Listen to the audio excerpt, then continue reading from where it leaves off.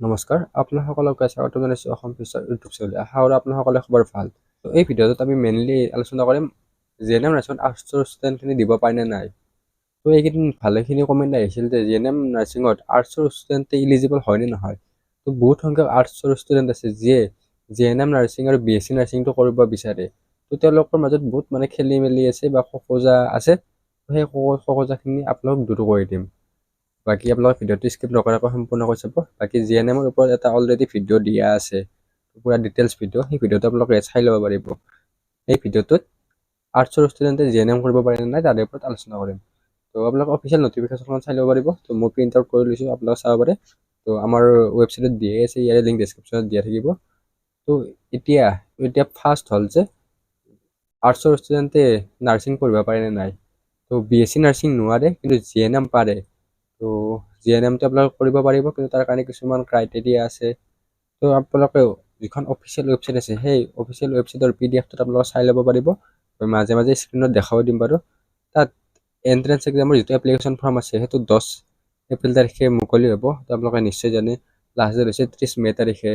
ইয়াৰে entrance এক্সামটো 28 June তাৰিখে হ'ব। তো আপোনালোকে এইখিনি নিশ্চয় জানে।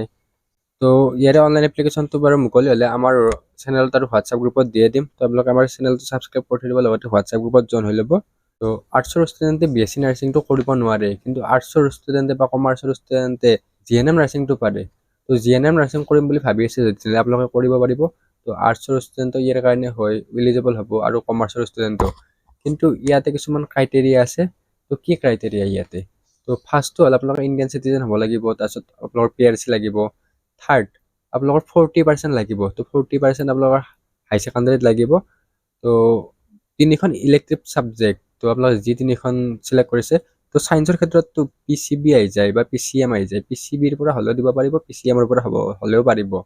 তো এই 3টা লাগিব। আৰু আৰ্টছৰ ক্ষেত্ৰত কিছুমানৰ এন্থ্ৰপলজি থাকে, কিছুমানৰ হিষ্টৰী থাকে, কিছুমানৰ পলিটিকেল চায়েন্স থাকে। আৰু কমাৰ্চৰ ক্ষেত্ৰত বিজনেছ ষ্টাডি, একাউণ্টেঞ্চি এইবিলাক থাকে আৰু। তো এইবিলাক ছাবজেক্ট থাকিলে আপোনালোকে কৰিব পাৰিব। তো 3খন ইলেক্টিভ ছাবজেক্ট আৰু যিকোনো, তো আপোনালোকে সেই 3খনৰ পৰাই আপোনালোকে এপ্লাইটো কৰিব পাৰিব। তো মিনিমাম এজটো ইয়াতে 17 বছৰ হ'ব লাগিব।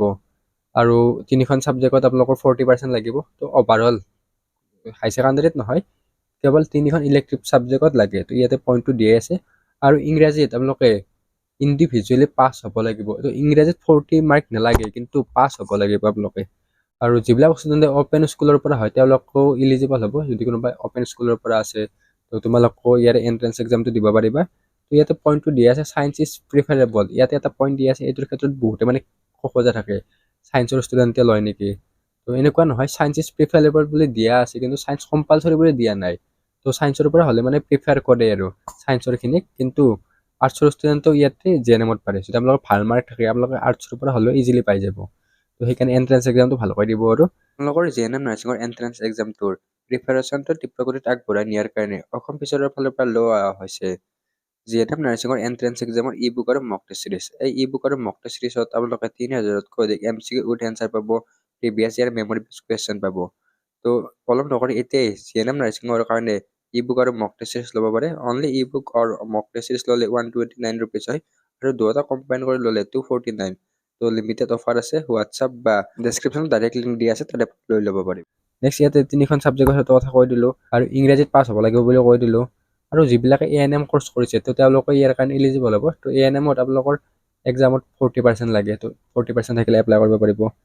নেক্সট, এবছৰত ষ্টুডেণ্ট এবাৰে এডমিট হয়। তো জিএনএমৰ 1 বছৰত এবাৰে এডমিশ্যন হ'ব, মানে 1 বছৰত একবাৰে এণ্ট্ৰেন্স এক্সাম হ'ব, আৰু এবাৰে ষ্টুডেণ্টবিলাক লয় আৰু।